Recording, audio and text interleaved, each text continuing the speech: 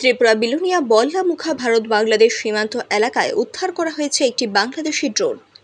এই ঘটনায় সীমান্ত এলাকা জুড়ে ছড়িয়েছে তীব্র চাঞ্চল্য।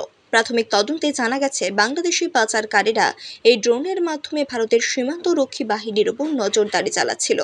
সোমবার সকালবেলায় সীমান্তরক্ষী বাহিনীর সদস্যরা এলাকায় সন্দেহজনক কিছু উড়তে দেখে তৎপর হন। পরে তল্লাশির মাধ্যমে ধরা পড়ে একটি ক্যামেরাযুক্ত ড্রোন।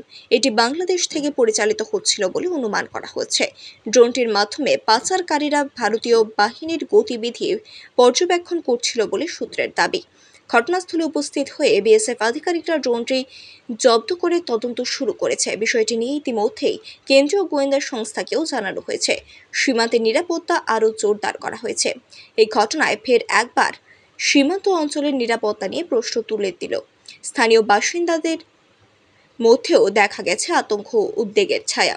নিরাপত্তা বাহিনী আশ্বস্ত করেছে, যে কোনো ধরনের চক্রান্ত মোকাবেলায় তারা প্রস্তুত।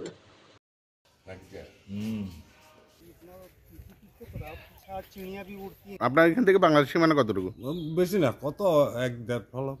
আচ্ছা, কি মনে হইতেছে এটা বাংলাদেশের মনে হইতেছে, কারণ এটা এদিকে তো এমনি তো আর খেলা জিনিসটা যে এটা কেউ উড়াইতেছে তাও না, মানে মেনলি বাংলাদেশের মনে হইতেছে এটা বাংলাদেশের।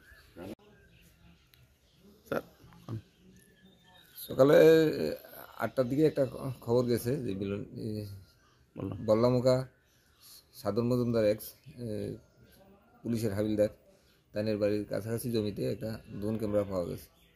তারপরে খবর পাই আমরা আইছি, আমরা ওই ড্রোন ক্যামেরাটা পাইছি। এটা কি তাদের বক্তব্য তো মানে অনেকদিন ধরে এদিকে আকাশে বাংলাদেশের সীমানা, এখানে বাংলাদেশ সীমানাতে উঠতেছে, তো তাদের বক্তব্য বলে যে হয়তো বাংলাদেশের হতে পারে। আপনাদের মানে দেখার পরে কি মনে হয়েছে যে এটার বিষয়? এটা এখানে আওয়ার পরে আমরাও জানতে পারছি যে এটা কয়েকদিন ধরে এদিকে ঘুরতে আছে। এর আগে আমরা নলেজে আইছে না, তো এটা সন্দেহজনক যে এটা হয়তো বাংলাদেশে হইতে পারে।